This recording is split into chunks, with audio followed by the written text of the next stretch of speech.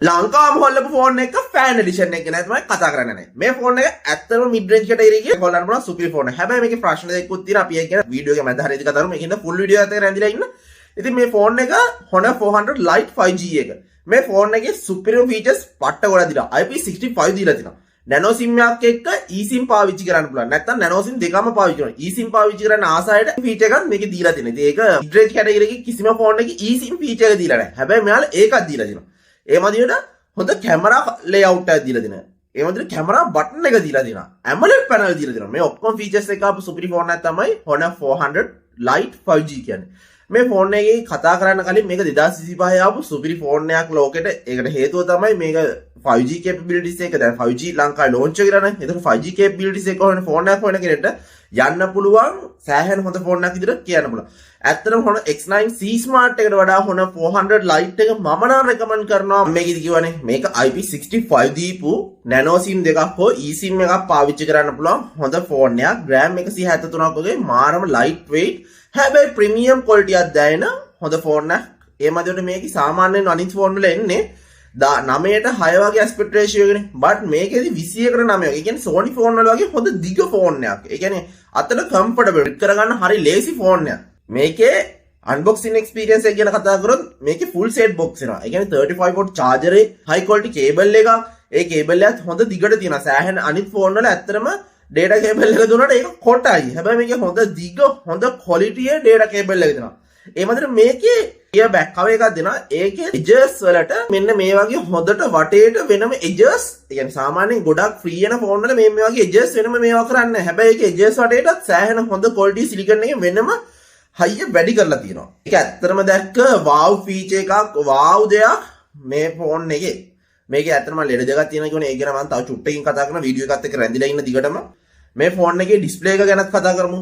මේකේ AMOLED panel එකක් ඉන්නේ 120 Hz refresh rate එක support කරන. punch hole cutout එක මරු bezel-less design එක ඒ හැමදේමත් එක ෆෝන් එක සාමාන්‍ය ඩිස්ප්ලේ එක පැත්තෙන් බලන කෙනෙක්ට කියන්න බෑ මේක normally දැක්කම අඩ මේක iPhone එකක් දෝ කියලා හිතනවා. හැබැයි අර ඕන කෙනෙක්ට හරියට බලන කෙනෙක්ට iPhone එකේ තියෙන මහත මේකේ නෑ. මේක දිග iPhone එක. ඒකත් එක්ක ඔයාලට ෆිල්ම් එකක් එහෙම බැලි ෆිල්ම් ගොඩක් වෙලා ලොකු high quality ෆිල්ම් Avatar 3 ඔය වගේ ගොඩක් ෆිල්ම් එන්නේ 21කට 9 කියන aspect ratio එකේ. ඒතකොට මේකෙත් ඒ 21කට 9 කියන aspect ratio එක හොඳට support කරන හොඳ දිග display එකක් තියෙනවා. ඒ කියන්නේ මහත අඩු වෙලා දිග වැඩි වෙච්ච display එකක්. entertainment වලට මරුම ඒ කියන්නේ මේකේ colors කොහොමද තුන AMOLED panel කියලා මම කලිනුත් කිව්වනේ. ඒතකොට colors පට්ට හොඳ superior display එකක්. viewing experience එකත් මරු. 3840 වගේ PWM dimming නාගයක් එනවා. මේකේ වටිනාකම මොකද්ද? මෙහෙම මෙච්චර ගොඩාක් හොඳ ඩිමින් අගයක් එද්දි ඔයාට රෑට හිම ෆෝන් එක පාවිච්චි කරද්දී ඔයාගේ S2කට ෆෝන් එකෙන් වෙන හානිය මාරු විදිහට අඩු කරනවා. එතකොට ෆෝන් එක ගොඩක් වෙලා ෆෝන් පාවිච්චි කරන කෙනෙක්ට සහ ෆෝන් එකෙන් අර ඇහැට වෙන හානිය ගැන හිතන කෙනෙක්ට ඇත්තටම හොඳ යන්න පුළුවන් choice එකක් තමයි මේ ෆෝන් එක. මොකද ඇහැට හොඳ comfortable 3840 කියන සෑහෙන comfortable ඩිමින් අගයක් මේකේ දෙනවා. ඊමණට outdoor visibility ගැන හිතන අයට කිසිම ප්‍රශ්න නැතුව 3500 nits peak brightness එකක් දීලා තියෙනවා. display size එක අඟල් 6.7 21කට 9 කියන aspect ratio එකට ගොඩාක් සමාන display එකක්. මේකේ ඇත්තටම හරි සමාන විදියට, ඒ කියන්නේ bezel එක හරි සමාන විදියට, chin එක වැඩි වෙලා එහෙම නෙමෙයි වටේම හරි සමාන විදියට මාර ලස්සනට display එකේ chin එකත් chin එක නෙමෙයි මුළු bezel එක ඔක්කොම හරි සමානව දීලා තියෙනවා. මේකේ මම කිව්ව එක අවුලක් දැන් කතා කරමු අපි. මේකේ මම දැන් කියවනේ මේකේ මෙච්චර හොඳ ඩිස්ප්ලේ එකක් දීලා දෙනවා. හොඳ IP රේටින් එකක් දීලා තිනවා. ඒ ඔක්කොමත් එක හොඳ පෙනුමක් හොඳ ඩිසයින් එකක් අලුත්ම ඒ කියන්නේ Honor 400 එකේ ඩිසයින් එකට ගොඩාක් දුරට වෙනස් වෙච්ච අලුත්ම ඩිසයින් එකක් එක්ක ඔක්කොම රීනොවේට් කරලා මෙයාලා Magic OS 9 Android 15 එක දීලා තියෙනවා. හැබැයි මෙයාලා 6 මේජර් අප්ඩේට් දෙනවලු. කියන අවුරුදු 6ක මේජර් අප්ඩේට් ඔක්කොම දෙනවා. Android 21 විතර එනකම් මේකේ අප්ඩේට් ටික එනවා. ඉතින් ඔච්චර OS support එකක් ඇත්තටම දුන්නේ කොහොමද හිතා ගන්න බෑ. ගොඩක් අය බජට් කට් අවුට් කරද්දි මේ ෆෝන් එකේ මෙච්චර හොඳ ප්‍රීමියම් ක්වොලිටි එකට හදලා මෙච්චර හොඳ ඩිස්ප්ලේ දීලා මෙච්චර හොඳටම ඩිසයින් එකත් හොඳටම කරලා තව අවුරුදු 6ක software support එකක්. ඒකනම් wow ඒක මාරම මට හිතා ගන්න බෑ ඒක කොහොමද කරන්න කියලා. ඕක තමයි මම දකින්නේ පළවෙනි ප්‍රශ්නේ. දෙවෙනි ප්‍රශ්නේ ගැනත් අපි කතා කරමු තව චුට්ටකින්. Honor X9C Smart කියන ෆෝන් මොඩල් එකේ ආවේ MediaTek Dimensity 7025 කියන Ultra කියන chip එකම. ඒ chip එක මේකේ ඇවිල්ලා තියෙනවා. ඔව් මේක ඇත්තටම එන්නේ IMG BMX කියලා අලුත් GPU එකක්. මේක ලංකාවේ මම මෙච්චර කාලයකට අහලා නැති GPU එකක්. හැබැයි මේකේ සාමාන්‍යයෙන් හොයලා බලලා සහ මගේ එක්ස්පීරියන්ස් එකත් එක්ක GPU performance, ඒ කියන්නේ මේකේ ෆෝන් එකේ performance මාරම හොඳයි.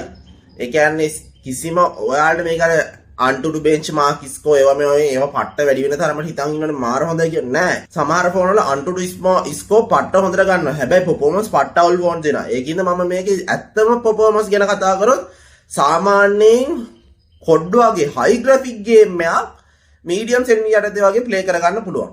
හැබැයි PUBG, Free Fire වගේ game එක නම් පට්ටම හොඳ graphic යටතේ හොඳට play කරගන්න පුළුවන්. හැබැයි මේ කිසිම graphic එකක් වැඩි කරා කියලා වගේ frame drop විල්ලක් ෆෝන් එකේ lag විල්ලක් නම් ඇති වෙන්නේම නැහැ. මේ ෆෝන් එකේ heating issues උත් නැහැ. ෆෝන් එක ඇත්තම ගේම් ගහලා බලද්දි ෆෝන් එක heat වෙන එක මාරම අඩුයි හිතා ගන්න බෑ. ඇත්තට මම ඕකයි කිව්වේ අර පළවෙනි ප්‍රශ්නේ. මේක මෙච්චර හොඳට ඩිසයින් කරලා කොහොමද මෙච්චර බජට් කට් අවුට් කරන්නේ කියන ගොඩක් අය බජට් කට් කරනවා බජට් කට් අවුට් කරනවා. හැබැයි මේකේ බජට් කට් අවුට් කරන්නේ නැතුව කියන බෑ කරපු තැන් තියෙනවා. මම ඒ වගේ නම් වීඩියෝ එකේ අගදී කතා කරනවා. ඒ වගේ කරලත් software update අවුරුදු 6ක් දෙනවා. ඒක මාරම wow feature එකක්. Honor 400 Lite එකේ ආපු මාරම wow feature එකක්. ඒක ඇත්තටම recommend. මේකේ කැමරාව ගැන කතා කරොත් මේකේ ප්‍රධාන කැමරාව වෙනවා 108 megapixel f1.8 aperture එකක් තියෙන හොඳ කැමරා එකක්. 1.8 aperture එකක් කියන්නේ ඇත්තටම හොඳ low light photography වගේම lighting condition වලදී superior photo ටිකක් ගහ ගන්න පුළුවන්. මේකේ photo sample ටිකක් ඔයාලා බලලා ඉන්නකෝ. ඔය වගේ හොඳ quality photos ටිකක් ගහ ගන්න පුළුවන් මාරම ෆෝන් එකක් මේක. ඊළඟට මේකේ තව සෙන්සරයක් එනවා 5 megapixel ultra wide සෙන්සරයක්. ඉතින් 5 megapixel කියන ඇත්තටම 2 megapixel දෙනවට වඩා හොඳයි. සෑහෙන හොඳයි. එතකොට දෙයක් කරගන්න පුළුවන් හොඳ සෙන්සරයක්.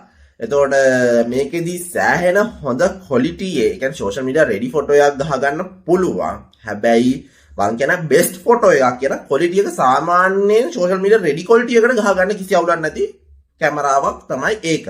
හැබැයි 108 megapixel කැමරාව මේකේ Magic OS ඔය කියන හැමදේමත් එක්ක එකතු වෙලා software features වලින් වෙනම ෆොටෝ එකේ quality වැඩි කරලා ඊට ෆොටෝ එක capture කරද්දී පොඩි බොඳවිල්ලක් හෙල්ලිල්ලක් එහෙම තිබ්බට මෙයා ඒක නැවත reproduce කරලා අර බොඳේ හෙල්ලිල්ල ඒ දේවල් අයින් කරලා සෑහෙන හොඳ quality ෆොටෝ එකක් ඔයාලට අරන් දෙනවා. මේ ෆෝන් එකේ අඩුපාඩුවක් විතර දකින්න දෙයක් තමයි මම මේ කැමරාවේ 1080 pixel 30 frames තමයි record කරන්න දෙන්නේ.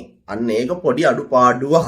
ඉතින් ඊළඟට selfie කැමරාව ගැන කතා කරොත් 16 megapixel selfie කැමරාවක් වෙනවා. ඒකෙත් 1080 pixel 30 frames තමයි වීඩියෝ රෙකෝඩ් කරන්න දෙන්නේ. අන්න එතන අඩුපාඩුවක් තියෙනවා මචං. හැබැයි තව අඩුපාඩුවක් තියෙනවා. වීඩියෝ එක අවසන් වෙනකන් රැඳිලා ඉන්න. වීඩියෝ එකේ කියලා ඔය හැම අඩුපාඩුවක් ගැනම අපි කතා කරමු. මොකද ඉතින් ඔයාලා අනිවාර්යෙන් මේ වගේ වීඩියෝ බලන්න මාව subscribe කරලා follow කරලා ඔයාලගේ අදහසුත් comment එකක් දාන්න ඕනේ මචං. මේකේ selfie කැමරාව ගැන මම කිව්වනේ 16 megapixel කියලා. හැබැයි මේකේ f2.5. අන්න එතනදී aperture එක චුට්ටක් අවුල්. aperture එක චුට්ටක් අඩුයි.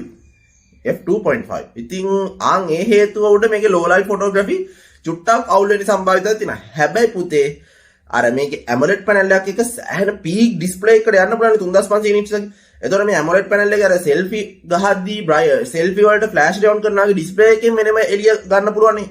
ඒ display එකෙන් ගන්න එළියත් එක්ක සෑහෙන හොඳට photo එක වදිනවා low light කියලා කිසි අවුලක් නැතුව display එකෙන් සෑහෙන එළියක් එනවා.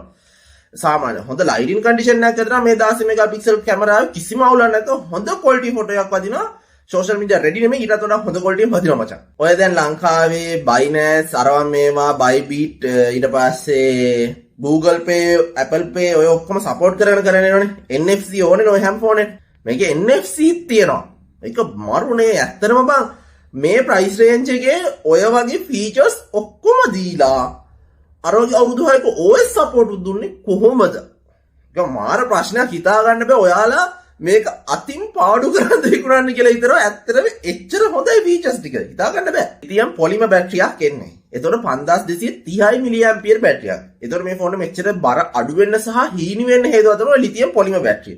ඉතින් 5230 mAh බැටරියක් 35 watt fast charger දීලා තියෙන box එක තමයි කියෝනේ. ඒතකොට මේකත් එක්ක සෑහෙන හොඳ ස්පීඩ් එකකින් ෆෝන් එක charge කරගන්න සහ හොඳ performance එකක් ගන්න පුළුවන්. මේ ලිතියම් පොලිමර් ටෙක්නොලොජි තමයි ගොඩක්ම හේතුව මේ ෆෝන් එක රත් නොවෙන්නත්. high performance වලදී ෆෝන් එක රත් නොවෙන්නත් මේ පොලිමර් බැටරි ගොඩක් හේතු වෙනවා. ඉතින් මේ ෆෝන් එකේ මම කැමරාව අඩුපාඩුව කිව්වා, ඊළඟ අඩුපාඩුව අරක කිව්වා. අරක මට හිතා ගන්න බැරි ප්‍රශ්නයක් තියෙනවා. හරිද? එතකොට මේ ෆෝන් එක බජට් කට් අවුට් කරලා තියෙන තැන් විදිහට මම දකිනවා 1080 pixel 30 frames. එතකොට වීඩියෝ රෙකෝඩ් කරද්දී වීඩියෝ වල අර රෙකෝඩින් ෆීචර් වලදී ගොඩක් අඩුවක් තියෙනවා. ඒ මතර OIS දීලා නැහැ. හරිද? OIS TIS මේ ෆෝන් එකේ නැහැ. අන්න ඒ අඩුපාඩුවක් මේකේ තියෙනවා. හරිද? එතකොට හැබැයි ෆොටෝ ගහන කෙනට මරුම ෆෝන් එකක්. වයිල්ඩ් ෆොටෝග්‍රැෆි ඔය වගේ කරන කෙනට ඇත්තටම යන්න පුළුවන් සුපිරි ෆෝන් එකක්. මොකද මේකේ ලෙන්ස් ඇටච් කරන්න හරි ලේසි.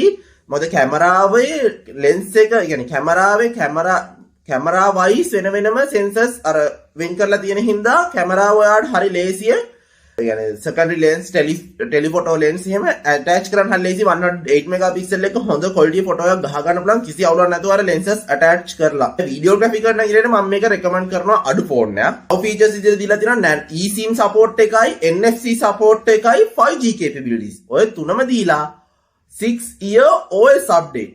මරු. ඒතර මේකේ wow features හතරක් තියෙනවා මේ phone එකේ. ඇත්තටම මේ වගේ mid range එකේ මෙච්චර features දී phone එකක් දැකලා නැහැ මචං. ඒක සුපිරි. ඇත්තටම මම Honor X9C smart එකට වඩා Honor 400 Lite එක මම recommend කරනවා.